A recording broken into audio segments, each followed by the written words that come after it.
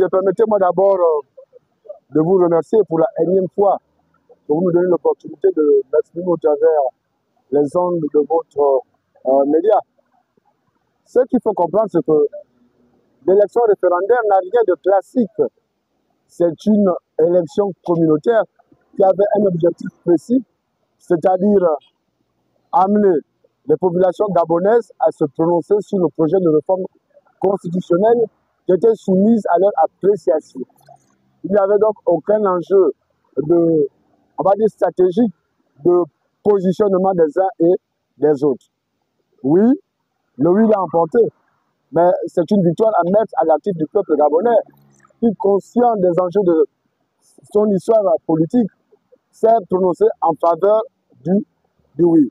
Quant à l'abstention, elle est le reflet, si je puis m'exprimer ainsi, de la relative cassure d'avec le peuple et le politique.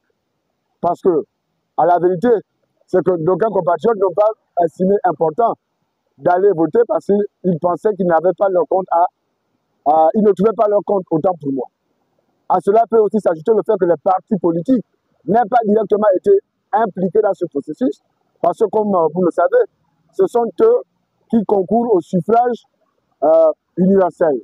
Donc, ils sont mieux implantés à travers le territoire national et qui, en temps normal, procèdent à ce qu'on appelle la transhumance humaine. C'est-à-dire que, selon les intérêts des uns et des autres, quelqu'un qui est inscrit à Libreville peut être amené à aller voter à Mayumba et vice-versa.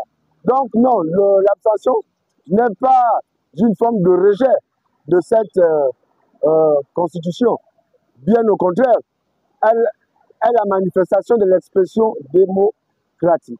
Oui, mais ça s'explique, comme je vous le disais tantôt, par le fait que cette élection n'a pas été une élection de positionnement stratégique, parce qu'elle n'engageait pas M. Bachi, par exemple, que je suis, candidat à une élection présidentielle, ou M.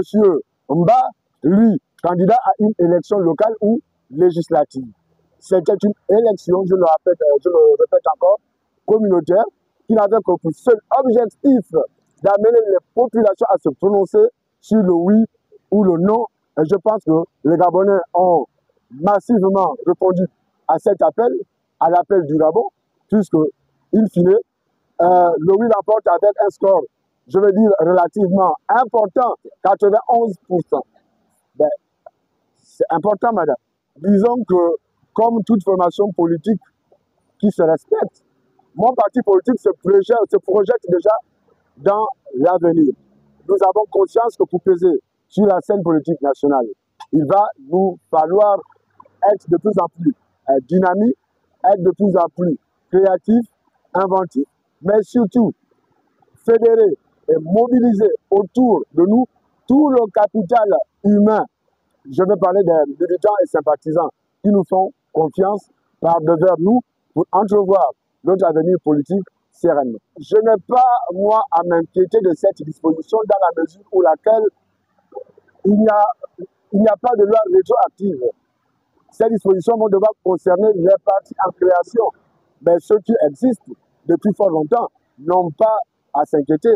Bien au contraire, ils ont simplement à s'organiser mieux pour pouvoir, comme je le disais tantôt, faire entendre leur voix dans la scène politique nationale.